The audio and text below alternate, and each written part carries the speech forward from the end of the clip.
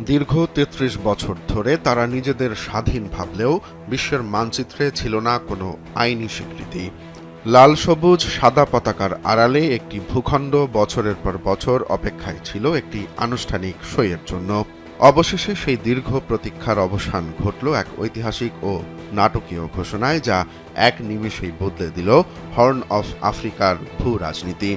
শুক্রবার বিশ্বের প্রথম দেশ হিসেবে ইসরায়েল আনুষ্ঠানিকভাবে সোমালিল্যান্ডকে একটি স্বাধীন ও সার্বভৌম রাষ্ট্র হিসেবে স্বীকৃতি দিয়েছে।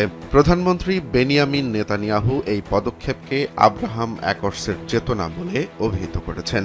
তিনি সোমালিল্যান্ডের প্রেসিডেন্ট আব্দুর রহমান মোহাম্মদ আবদুল্লাহির সঙ্গে কৃষি, স্বাস্থ্য ও প্রযুক্তি খাতে সহযোগিতার অঙ্গীকার করে একটি যৌথ ঘোষণাপত্রে স্বাক্ষর করেন।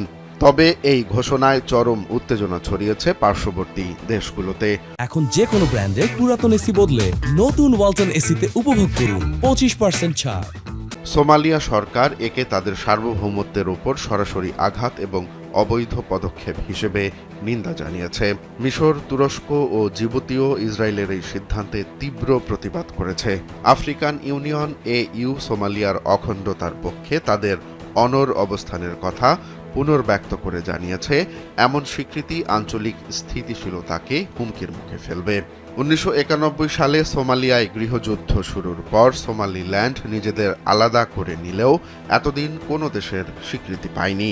ইসরায়েলের এই সাহসী পদক্ষেপে সোমালিল্যান্ড এখন বিশ্ববাজারে প্রবেশ ও কূটনৈতিক শক্তি বাড়ানোর নতুন স্বপ্ন দেখছে।